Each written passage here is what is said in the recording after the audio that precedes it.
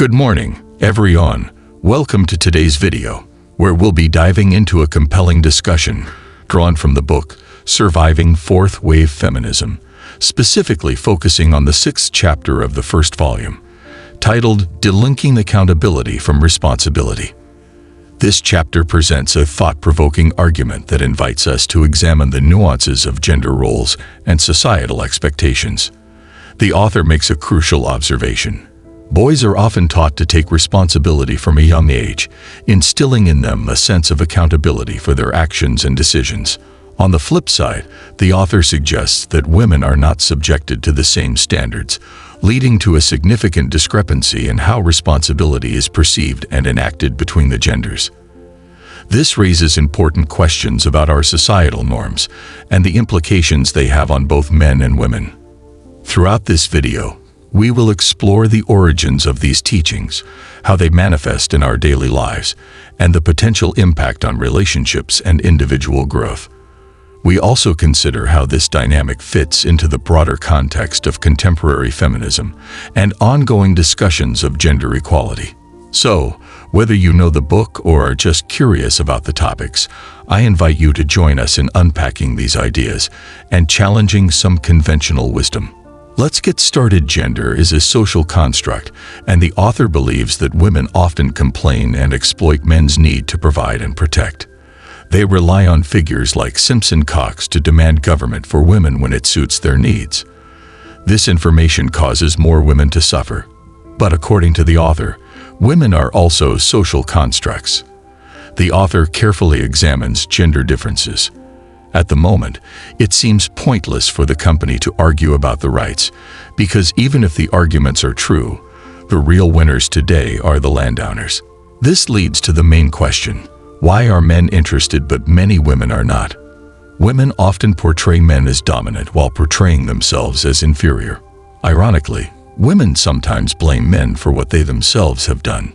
Politicians like Barack Obama have previously asked men to take on issues such as single children, but women should be aware that the final decision to have children is made by women. Because the majority of voters are women, politicians, like Obama, will strategically support them. First, I have to offer the MGTOW, Men Who Go Their Own Way, Guide to Retirement for $200,000 in Southeast Asia. The author left the West Coast with his savings and retired at the age of 33. This book teaches effective strategies for generating monthly income in Southeast Asia. This guide will be very helpful for someone like Vention MGTOW, who may have been disappointed after arriving in Asia. Perhaps, to put it simply, men are designed to enjoy life while sipping martinis on the beach, while experiencing Polaroid experiences. What do they miss when they step out of their comfort zone? The author points out that women often blame men for various problems, while at the same time emphasizing that being a man is a social construct. According to her, fourth wave feminism is a form of desire to destroy democracy and create social control, and threatens to take away rights and benefits, including things received from women. Cognitive dissonance frequently plagues women, who may engage in behavior that feels good in the moment, but ultimately leads to self-destruction. The author shares a checklist contrasting choices against accountability, highlighting cases such as women choosing to incur debt but not taking responsibility for repaying it, opting for degrees that offer limited employability and then blaming the system, and earning income yet expecting governmental support when financial decisions go awry. He uses the example of Serena Williams' reaction to a male umpire after her loss. She confronted him with accusations of sexism, although the call had been made fairly in a match between two women. This instance reflects broader societal dynamics around perceived injustices. The author suggests that Western women may feel entitled due to their self-perceived victimization, leaving us to wonder why they can evade accountability. They seem to be using the protective mechanisms of men and turning their achievements into stories of suffering for self-empowerment. In addition, the author emphasizes that women seem to be pushing for equality in the ministry, with less emphasis on blue-collar opportunities. He compares this to second-wave feminism, where women like Rosie Hedges showed that they could work in factories like men.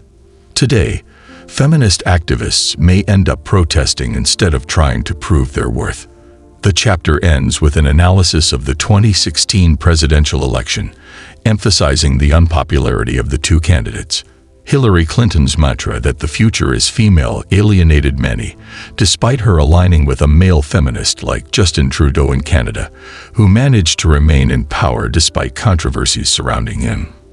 A comparison is drawn to the anger expressed by figures like Madonna and Rosie O'Donnell, directed not just at Trump, but now being transferred to those opposed to vaccinations, seen by some as his supporters.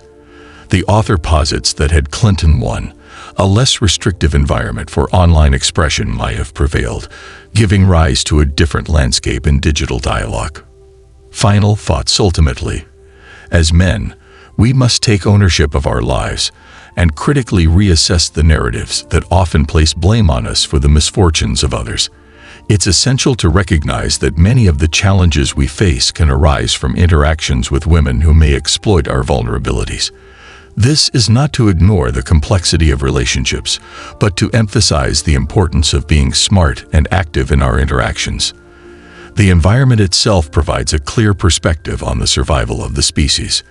This emphasizes the need for self-awareness and personal responsibility as we navigate the complex dynamics of relationships. By increasing awareness of these dynamics, we can better protect ourselves and build better relationships. Thanks for joining me today. Your loyalty means a lot. If you found value in this discussion, please do